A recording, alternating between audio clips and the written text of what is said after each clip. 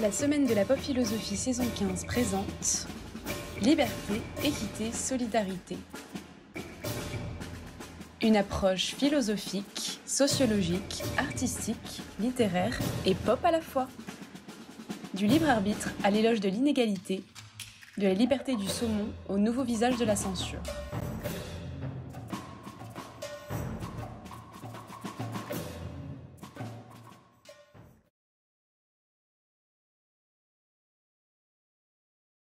Alors, Hubert Ekman, cancel de la culture de la censure à l'effacement de la culture. Vous êtes maître de conférence en littérature médiévale à l'université de Rouen, auteur d'un livre qui porte d'ailleurs le même titre que l'intitulé de votre intervention, publié aux éditions Intervalle. Vous êtes membre fondateur par ailleurs, je crois, de l'Observatoire du décolonialisme. C'est intéressant d'ailleurs que sur ces questions, il y ait des observatoires aujourd'hui, comme si le public se saisissait de ces questions avec une volonté de, à mon avis, l'Observatoire du décolonialisme et l'Observatoire de la Histoire ne sont pas du tout sur la même ligne, mais il y a le même geste de proposer une vigilance citoyenne sur ces questions, et je trouve ça très remarquable. Qu'est-ce que la cancel culture? On entend tous parler sans trop savoir ce que c'est. C'est une nouvelle tendance, on se dit que ça vient des États-Unis, on se demande si c'est une contamination qui consisterait sans doute à passer au crible les œuvres du patrimoine ou du présent pour les passer au crible de critères esthétiques, de moralité, de bien-pensance, que sais-je. Quelles en sont les manifestations? Vous allez nous le dire. Quelles en sont les expressions? Quelles en sont les limites? Quels en sont les problèmes? Et surtout, de quelles questions philosophiques ces débats, cette question sur le statut des œuvres, sur le statut de la culture, sur la pérennité de la culture en particulier, est en jeu. Je vous laisse donc pour un propos qui sera exemplifié, je crois, par une série d'images d'une vingtaine de minutes, après quoi je me permettrai de vous poser quelques questions. Merci en tout cas, Hubert Ekman, je vous laisse la parole. Merci beaucoup à vous. Alors je voudrais tout de suite préciser que le terme cancel culture, cancellation, c'est un mot, et c'est un terme qui peut être un piège aussi, puisqu'il c'est un terme qui a une dimension polémique forte. Et ce qui m'intéresse surtout, c'est ce que ce terme désigne. Mais peut-être on pourrait appeler ça autrement. C'est le terme qui est utilisé fréquemment pour en parler. C'est pour ça que je l'ai utilisé là, mais c'est peut-être pas le meilleur. Ça, c'est une discussion qu'on pourra avoir. En tout cas, ce qui m'intéresse vraiment, c'est ce que ça désigne. Il suffit de lancer ce mot, c'est vrai, pour que le débat se tende, pour que les positions deviennent clivantes et que les meilleurs amis se fâchent, à condition d'avoir encore des amis qui ne pensent pas sur tous les sujets la même chose que soi, bien sûr. Le mot cancel culture peut même réussir à gâcher une soirée. Alors comment réfléchir à ce sujet en évitant les réflexes de parti pris qui interdisent la pensée, en la recouvrant par les slogans d'un camp ou d'un autre? Il me semble que la difficulté vient du principal ressort de la cancel culture elle-même, qui est l'indignation.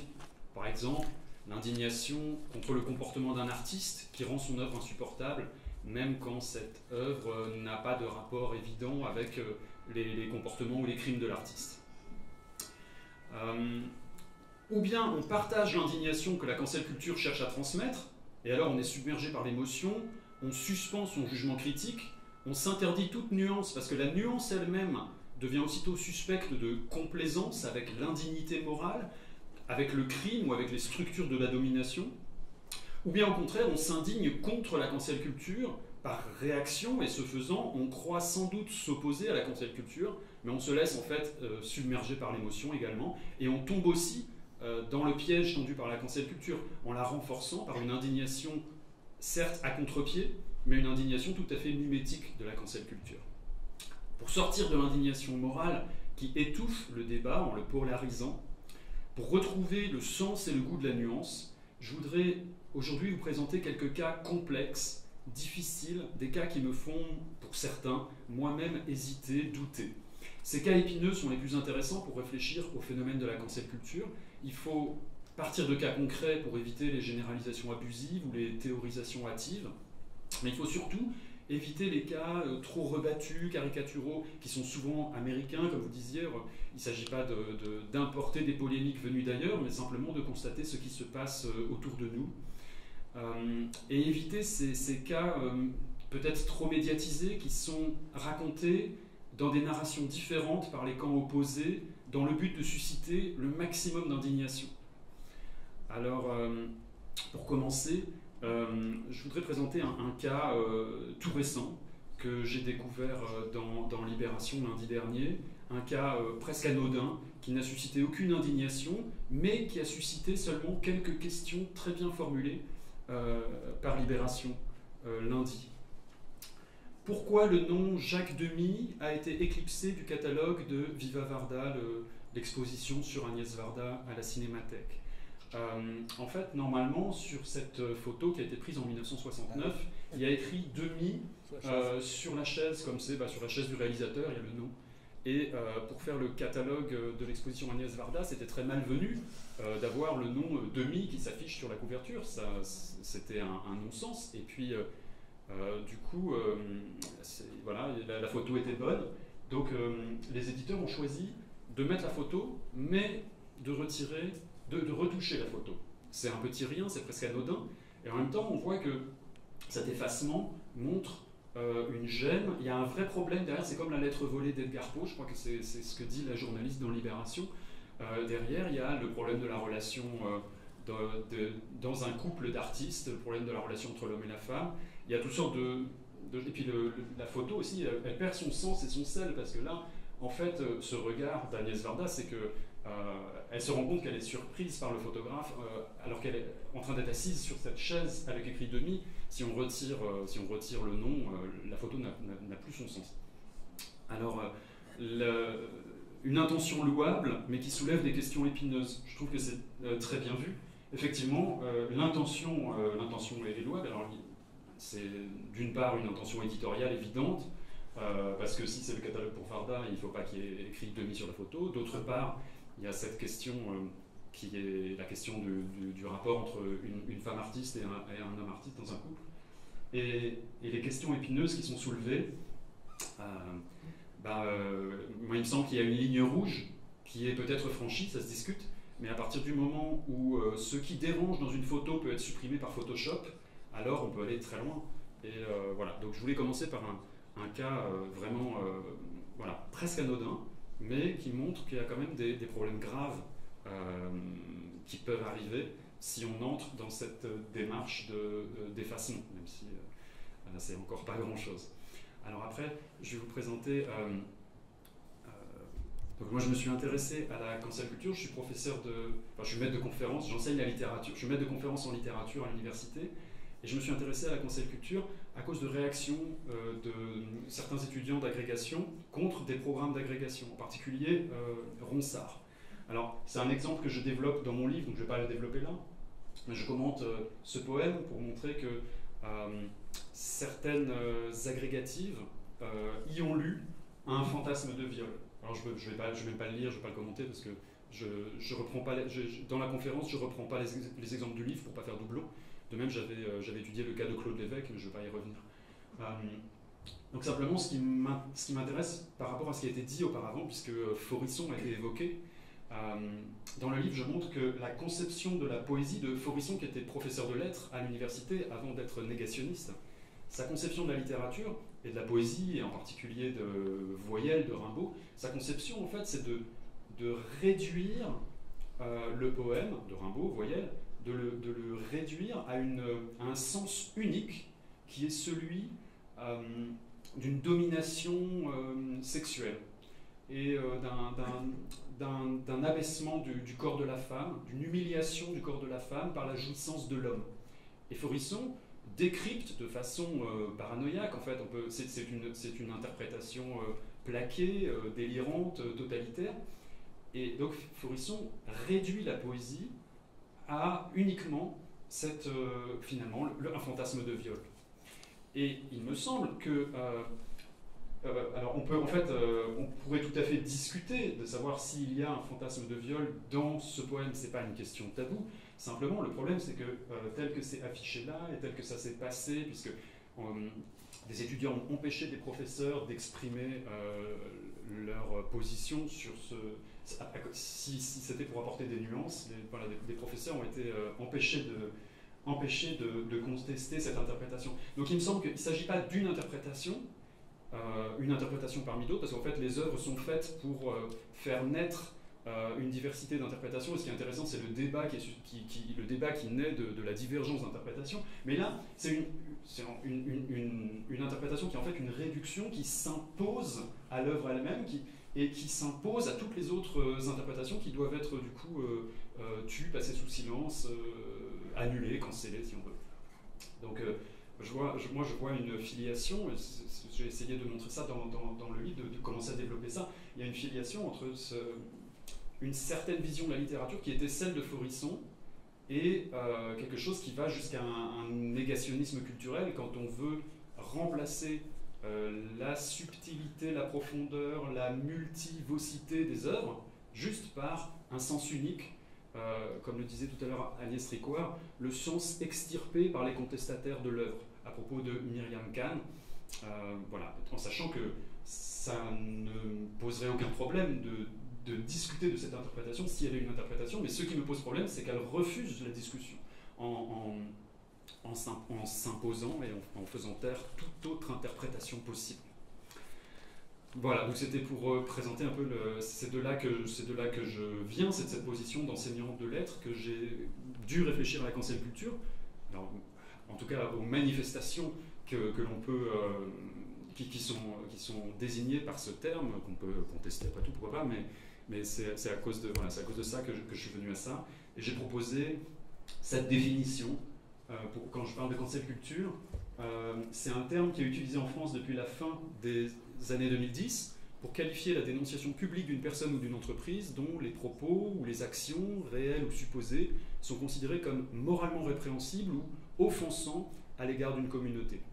La cancel culture ne se limite pas à l'expression d'une critique, ce qui est tout à fait légitime, mais elle fédère autour d'une indignation commune un groupe d'individus qui pourra être amené dans certains cas à pratiquer le boycott d'une marque ou d'un artiste, le harcèlement d'une personnalité, célèbre ou anonyme, l'intimidation et la censure pour empêcher une conférence ou une représentation artistique, et parfois même le déboulonnage de statues, la dégradation d'œuvres d'art ou la destruction de livres dans des cas ultimes, mais qui sont dans cet horizon. Il me semble, pour moi, dans le mécanisme de la cancel culture, je retiens deux termes, c'est indignation et intimidation. Il y a une sorte de contagion de l'indignation, que l'on soit d'accord ou pas d'accord, on va s'indigner, et puis ensuite l'intimidation qui va faire que, par exemple, certains professeurs ont été empêchés de parler pour nuancer les interprétations de Ronsard comme culture du viol, d'autres se sont tus, parce que l'intimidation a fait son effet. Et ils n'ont sans doute pas osé prendre la parole pour faire valoir leur point de vue, qui est après tout pas moins légitime que celui qui s'exprime le plus bruyamment.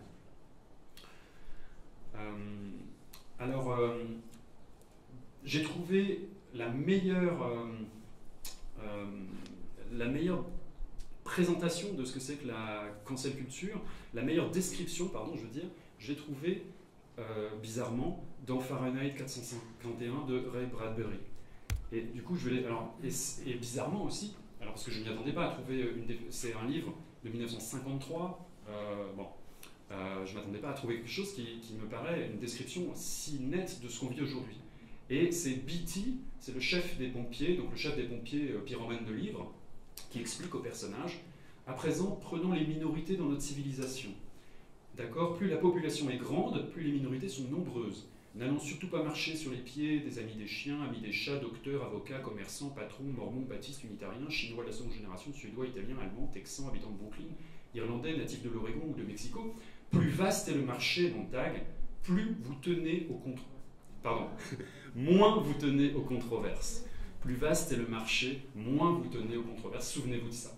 Et cette phrase est géniale parce que, alors d'abord, il ne s'agit pas, quand il dit minorité, il ne s'agit pas uniquement, on voit bien que ce n'est pas un problème forcément de minorité oppressée, c'est tout simplement, en fait, c'est toutes les identités qui constituent pour le marché des segments de marketing. Donc il y a aussi les avocats ou les patrons dans ces minorités. Ce n'est pas seulement un problème de minorisation. Et donc il y a déjà, Bradbury avait vu le rôle du capitalisme dans la promotion de l'inclusion ou de l'inclusivisme qui est en fait une forme d'exclusion.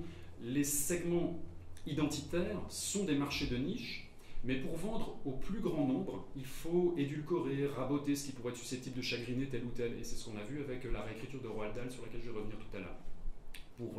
Pour pouvoir continuer à vendre Roald Dahl au plus grand nombre, et surtout des adaptations, parce que finalement, je ne sais pas si, malheureusement, je ne sais pas si on achète beaucoup les livres de Roald Dahl, mais c'est surtout des projets d'adaptation en film, en série, en jeux vidéo. Mais pour pouvoir les vendre au plus grand nombre, il faut surtout éviter que ça puisse choquer quiconque. D'où la réécriture qui est une question du marché. Donc il s'agit c'est une autocensure préventive par les acteurs de l'industrie culturelle afin d'empêcher des polémiques potentielles avant même qu'elles n'émergent dans un objectif purement économique. Alors voilà, Bradbury continue, c'est des pages très fortes, c'est le chef des pompiers, donc c'est le méchant en quelque sorte, c'est celui qui brûle les livres, qui explique la raison pour laquelle on brûle les livres. Alors je vais pas tout lire, j'aurai pas le temps de tout commenter, simplement la phrase soulignée, la technologie, l'exploitation de la masse, la pression des minorités, et le tour était joué. Dieu merci, aujourd'hui, grâce à eux, vous pouvez vivre constamment dans le bonheur, puisque les auteurs ont bloqué leur machine à écrire, à cause de 3 facteurs conjugués, la technologie, l'exploitation de la masse, la pression des minorités. La pression des minorités, donc il vient de définir auparavant. En fait, on pourrait dire l'impression des identités, qui serait... voilà. Donc, moi, quand j'ai cru que c'était un poisson d'avril, quand j'ai découvert que ce que je cherchais à décrire, c'était Bradbury qui l'avait décrit de la façon la plus claire, mais en 1953. Et alors, du coup, bon, je passe sur les autres parties de la citation, mais comment il a pu écrire ces réflexions qui me paraissent en tout cas si éclairantes actuellement, parce que c'était bien avant le politiquement correct, bien avant la mise en œuvre de la politique des identités. Et alors je me suis dit peut-être c'est l'observation du macartisme qui lui a permis de formuler ces explications. Mais non, puisque le macartisme, c'est l'affaire du gouvernement. Ça s'exerce d'en haut avec des décrets, des déclarations de censure. Et donc il ne s'agit pas d'une pression des minorités qui va avec l'exploitation des masses. Et finalement, Bradbury décrit tout autre chose que... voilà, il dit lui-même, ça n'est pas une censure étatique, c'est une pression qui vient d'en bas.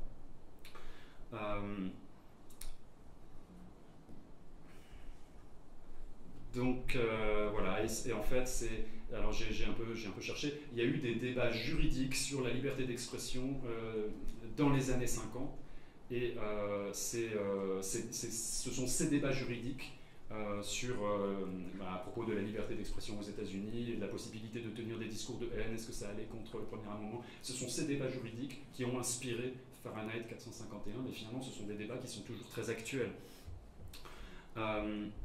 Donc je pense que, alors voilà, pour préciser par rapport aux États-Unis, parce qu'il s'agit d'un phénomène américain, Laurent Dubreuil, dans La dictature des identités, il explique très bien ce phénomène, tout en montrant que ce phénomène n'est pas intrinsèquement américain. Et il a vraiment raison, puisque dans notre culture politique française, nous avons tous les ingrédients pour faire la même chose à notre manière. Il n'y avait pas de destin américain à la censure ou à la cancel culture, et en France aussi on a une culture politique qui peut nous mener, on a eu pendant les guerres de religion, pendant la Révolution française, on a eu notre lot de destruction d'œuvres d'art pour des raisons idéologiques. Voilà, et puis j'ai lu beaucoup de critiques sur Fahrenheit 451 pour voir comment cette question avait été abordée, et je me suis rendu compte que beaucoup de critiques considéraient que Beatty était un personnage qui mentait, était un personnage qui avait un point de vue faussé, comme c'est un agent du gouvernement, il est pompier, en fait, beaucoup de critiques ont pensé que c'était une sorte de diversion, qu'il ne disait pas la vérité du phénomène, et qu'en vrai c'était une censure imposée par l'État. Et je me suis rendu compte du coup qu'en fait on plaquait Orwell sur Bradbury. Comme si, parce que c'est beaucoup plus satisfaisant de s'imaginer des résistants héroïques contre une dictature totalitaire stalinienne ou nazie. Ça, on arrive à... voilà, ça ne nous remet pas en cause, en fait, parce que ça se passe ailleurs si c'est dans une dictature. Or, Fahrenheit 451, c'est pas ailleurs, c'est dans une démocratie et c'est dans une situation comparable à la nôtre. Donc, peut-être c'est une forme de cancel culture. Donc pourquoi je suis si affirmatif pour dire que Beattie dit la clé de compréhension du roman, c'est parce que dans la postface que Bradbury a fait en 79, Bradbury, en son nom propre, reprend les arguments de Beattie. Voilà. Donc il faut bien distinguer ce que dit le personnage et ce que dit l'auteur, bien sûr, mais là, l'auteur confirme ici. Donc voilà, alors du coup je vais passer directement à l'exposition Myriam Khan. J'ai fait une petite anthologie horrible des tweets de cancellation, des tweets qui demandent l'interdiction de l'œuvre. Et ces tweets sont... Vous te rappelez, c'était quoi comme œuvre? Voilà, donc c'est l'œuvre qui est elle est sur le tweet ici. Oui. Alors ça c'est le tweet de... Ça vient d'un tweet de la députée RN Parmentier qui a en fait montré à plein de gens qui n'avaient pas envie de la voir cette œuvre. Donc paradoxalement, s'il n'y avait pas eu la cancellation, beaucoup de gens n'auraient jamais entendu parler de cette œuvre. Mais là, l'ont vu, en fait, plus la cancellation donne de la visibilité, paradoxalement. Et donc voilà, alors les tweets sont...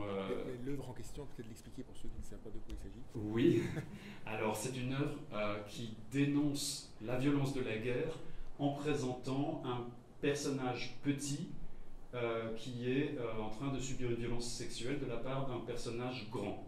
Je sais pas comment je peux décrire ça. C'est compliqué parce que justement je voulais critiquer un peu parce que là voilà, c'est épouvantable, hein, c'est des tweets antisémites, complotistes qui appellent à brûler l'œuvre et à brûler les artistes, et bon, c'est épouvantable. Mais la défense que la ministre de la Culture a faite de cette œuvre, parce qu'elle a été interpellée par la même députée Parmentier qui a publié l'œuvre sur Twitter, la défense de la ministre m'a paru catastrophique. Dans un premier temps, la ministre dit non, ce n'est pas choquant parce que ce que vous voyez, ça n'est pas ce que représente pour de vrai l'œuvre. Alors, on ne peut pas dire, c'est comme ceci n'est pas une pipe de Magritte, mais c'est pour ça que je dis. Moi, cette œuvre montre quelque chose qui, moi, me dérange. Je suis dérangé par cette œuvre parce que je vois ce que je vois. Et justement, c'est pas parce que je suis dérangé que je demande l'interdiction ou la destruction de l'œuvre d'art, mais ça me donne à penser. Enfin, un art qui ne me dérangerait jamais m'ennuierait. Donc, je pense que ce premier argument de dire non, ça n'est pas pédophile puisque ça dénonce la guerre, je trouve cette défense mauvaise. Ça m'a paru un mauvais argument parce que ça donne des arguments au contraire aux complotistes qui sont très nombreux à s'être exprimés sur cette œuvre, enfin les complotistes cancellers qui disent qu'il y a un complot pédophile et que le pouvoir ment. Le deuxième argument, c'était c'est pas l'œuvre qui compte, c'est l'intention. L'intention, c'était une intention de dénoncer la guerre en Ukraine. Donc voilà, mais moi je crois que ça c'est renforcer la cancel culture. Si on dit s'il faut ne pas considérer l'œuvre, mais considérer l'intention de l'auteur, et décider si l'œuvre est bonne ou mauvaise en fonction de l'intention de l'auteur, on entre dans un terrain qui est celui de la cancel culture. Donc voilà, je voulais expliquer que c'était une question très difficile parce que du côté, tout était catastrophique, du côté de l'attaque comme du côté de la défense. Conclusion. Voilà, alors je passe à la conclusion. J'ai prévu d'autres cas que je ne peux pas développer. Alors il me semble que face à la cancel culture qui repose sur l'indignation et l'intimidation, il n'y a pas de solution politique, il n'y a pas de... On se demande comment sortir de ça. Et bien tout simplement, la question, pour sortir de la cancel culture, il ne faut certainement pas faire de l'anti-cancel culture. Pour sortir de la cancel culture, il faut faire de la culture. C'est de l'intérieur de la culture qu'on va pouvoir trouver les ressources pour continuer à à créer, à regarder, à interpréter, à lire des œuvres riches de sens. Et justement, la pluralité du sens appellera un débat sur l'interprétation qui doit pouvoir toujours se tenir, même si ça nous dérange. Et si ça nous dérange, c'est peut-être pas un problème, c'est peut-être justement à ça que ça sert.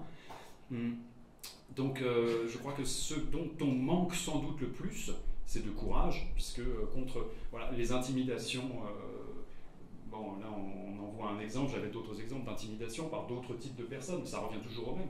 Ces intimidations qui relèvent souvent de formes de théorie du complot, comme si l'œuvre d'un artiste moralement répréhensible allait contaminer la société, contaminer les enfants. Il me semble qu'il y a une dynamique complotiste dans cette peur de la contamination qui est en fait un phénomène très ancien qu'on retrouve par exemple dans les écrits contre le théâtre au XVIIe siècle. Le théâtre, l'idée que le théâtre va contaminer les esprits et donc la société comme une maladie, c'est quelque chose, ça aussi c'est pas un phénomène américain ou récent puisqu'on le trouve aussi dans notre propre critique littéraire, dans nos propres écrits critiques en France. Mais contre ça, c'est des intimidations qui finalement sont peut-être des provocations à penser, et si on réagit avec courage, il n'y a pas à craindre l'effacement de la culture. Cet effacement que j'avais mis dans le titre, l'effacement, il est seulement si l'autocensure gagne face à l'intimidation. Merci beaucoup Hubert Ekman pour ce passage en revue, je dirais, gradué des cas concrets de la cancel culture. Alors avant de vous laisser la parole au public, j'aurais une question à vous poser sur, je dirais, un peu naïve. Je dirais, est-ce que c'est vraiment si grave? Et mon idée viendrait de... alors, je dirais, la première image de Agnès Varda, c'est vrai qu'on a l'impression d'assister au même processus qu'on voyait dans les années 30 en Russie, où on effaçait Trotsky de toutes les photos historiques, et il y avait des gens qui étaient spécialisés, puisqu'il avait été un personnage historique, il fallait l'effacer. Et c'est vrai qu'il y a quelque chose là. Orwell disait, là on est dans ceux qui contrôlent la mémoire, le futur, le présent contrôle le futur, ceux qui contrôlent le futur. Il y a l'idée d'un contrôle, d'un effacement de l'histoire, et donc d'une prise de contrôle des esprits par cet effacement de l'histoire.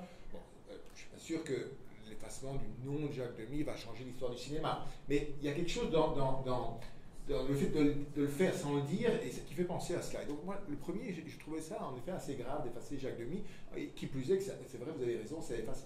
Mais par contre, Ronsard, là je me suis dit, est-ce que l'interprétation qui dit c'est la réduction de la culture à un seul message ou pas, parce que le slogan sur le mur m'a fait penser au slogan aussi de mai 68, avec tout ce qu'ils peuvent avoir, des slogans comme ça, un peu de provocation, mais stimulante, parce que c'est une provocation. Ronsard, il fait partie du patrimoine, c'est des canons de la culture.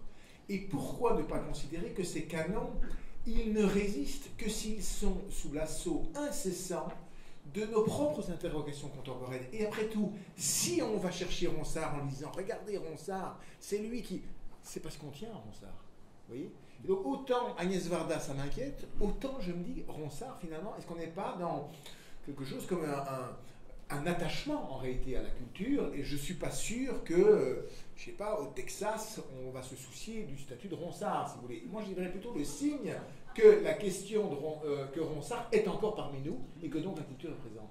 Ah, vous avez vraiment raison. En fait, avant la cancel culture, nous, les enseignants de lettres, on s'ennuyait un peu dans notre coin. Voilà, je ne serais pas venu, je n'aurais pas été invité ici.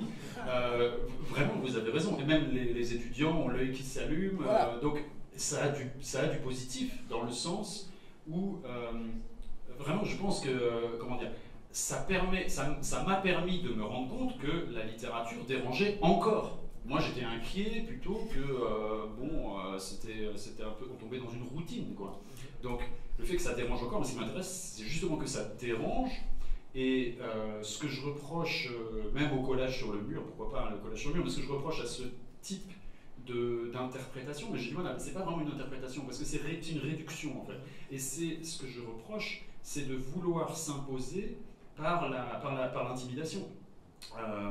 Puisque, voilà, comme c'était dit dans la conférence précédente, malheureusement, la discussion est devenue difficile quand on a des points de vue divergents. Et là, il s'agit de... l'herméneutique, l'interprétation d'un texte, c'est un art, il y a des règles. Et la première de ces règles, c'est de supporter la contradiction et d'accepter que on peut pas, que personne va avoir raison à la fin. Les interprétations, enfin, quand on lit un texte, soi-même, on a plusieurs interprétations qui s'interpénètrent. On n'est pas dans l'univocité à vouloir. Bon. Donc voilà. Je trouve qu'effectivement ça a des bons côtés, mais le mauvais côté, c'est, comme Forisson le faisait déjà il y a longtemps, c'est de vouloir supprimer toutes les autres interprétations pour dire Ronsard c'est ça. Alors qu'en réalité, il y a quelque chose de la violence de l'amour dans ce poème, c'est vrai, mais l'amour est violent, et l'amour est pervers, et il y a forcément, on n'est pas étranger à la perversion. Et si on interdisait la perversion, il n'y aurait plus du tout d'art. Donc dire c'est pervers, ça ne devrait pas nous conduire à ne pas lire ou à ne pas regarder, mais au contraire peut-être à l'art nous ouvre sur notre propre part de perversion qu'il faut apprivoiser. Et voilà, donc oui, vous avez raison, c'est pas si grave, dans le sens où je pense même que ça n'emportera pas, parce que les vrais créateurs, les vrais lecteurs, les gens qui aiment vraiment la culture sont courageux. Très bien. J'aurais plein de questions. Je trouve que dans l'extrait de Farmenag, moi ce qui me saisit le plus, c'est pas tellement l'idée qu'il y ait un marché de l'offense et de la culture. Je ne doute pas que le capitalisme récupère tout, mais il y a une formule qui dit on va comme ça assurer la possibilité de vivre dans le bonheur. Et c'est vrai que si on sent qu'il y a dans la cancel culture l'idée qu'il ne faut pas heurter les sensibilités, qu'il faut que les individus soient préservés d'atteintes, d'offenses qui pourraient menacer leurs identités, et que c'est vrai que si l'éducation, le débat public est destiné à permettre aux citoyens de vivre dans le bonheur, ça veut dire le bonheur selon quelle définition, on peut un peu s'inquiéter. Alors c'est vraiment ce qu'explique Bradbury, c'est pour ça, donc c'est le parti de la citation sur lequel je suis passé rapidement, mais vous pourrez aller voir si vous retournez au texte Fahrenheit 451. Moi c'est vraiment ça qui m'a paru très juste, c'est que moins on s'habitue à être dérangé, à se confronter à l'altérité, ne serait-ce que de gens qui n'ont pas le même point de vue que nous, ou d'œuvres qui nous dérangent parce qu'elles portent des visions du monde différentes des nôtres, moins on se confronte à ça, plus on va être allergique à tout signe d'altérité. Et on devient un peu des ethnocentristes du présent, à vouloir s'enfermer dans une bulle de confort. Et effectivement, il y a une idée du bonheur derrière qui est... c'est pas nouveau, en fait. L'art a toujours dérangé l'idée du bonheur de la société. Donc ça continue aujourd'hui, c'est tant mieux. Merci. Alors, quelques questions. Le temps passe, mais ces questions sont intéressantes. Je vois un doigt qui se lève ici. Est-ce que le micro est en circulation? Il arrive ou... moi, je peux me déplacer aussi. Hein. Moi, je peux parler. Ici pour monsieur. Merci. Oui, très rapidement. Merci de votre intervention. Je crois que le poème de Ronsard me paraît un très bon exemple de la cancel culture, parce qu'une chose est de discuter la valeur ou l'objet, la compréhension d'un poème, classique. Cancel culture, c'est autre chose. C'est-à-dire que ceux qui sont vraiment cancel culture, c'est à travers la discussion, qui n'est plus une discussion, c'est un anathème, contre un poème, une œuvre, etc. C'est de rayer des cadres, et on revient à Bradbury, à Fahrenheit, l'auteur lui-même. C'est-à-dire qu'en fait, le danger du slogan que je vois, moi, je suis moins optimiste que vous, c'est pas tellement la discussion sur le poème. C'est qu'à terme, c'est de dire Ronsard, on l'exclut, et notamment de l'enseignement, parce qu'en fait, Ronsard, c'est un pauvre con ou un salaud. On a entendu la même chose depuis 15 ans, par exemple, à propos de, tout le monde connaît ça, de Hergé. On a commencé à démystifier 2-3 albums pour expliquer que, etc. Mais il y avait, dans la cancel culture, cette idée de désosser et de faire tomber l'auteur lui-même pour dire à cet auteur et aux éditeurs et aux distributeurs, à l'économie capitaliste, celui-là, tu me l'enlèves, définitivement. Donc c'est pas pareil de débattre d'un poème. Cancel culture, ça me paraît beaucoup plus dangereux. Et la deuxième chose, et pardon d'être un peu long, J'ai entendu à la fin de votre intervention votre réflexion sur le critère de l'intention de l'auteur pour juger l'œuvre et savoir ce qu'il faut en penser. Est-ce que c'est ça le critère? J'ai entendu et je comprends que ce n'est pas votre tasse de thé, ce n'est pas votre parti pris. Et j'entends. Sauf qu'en droit français, c'est exactement le contraire. C'est-à-dire que l'affaire Myriam Khan, le Conseil d'État a dit « je n'interdis pas », parce que, notamment, il a fait tout un paragraphe sur l'intention de l'auteur. Et c'est l'intention de l'auteur qui a permis de sauver l'expo. Et hier, comme par hasard, bravo pour votre organisation, hier il y a eu une audience extraordinaire à la Cour de cassation sur un dossier extraordinaire. Vous pouvez écouter l'audience, elle dure 1h17, c'est sur le site de la Cour de cassation, sur une expo dans un frac. Voilà.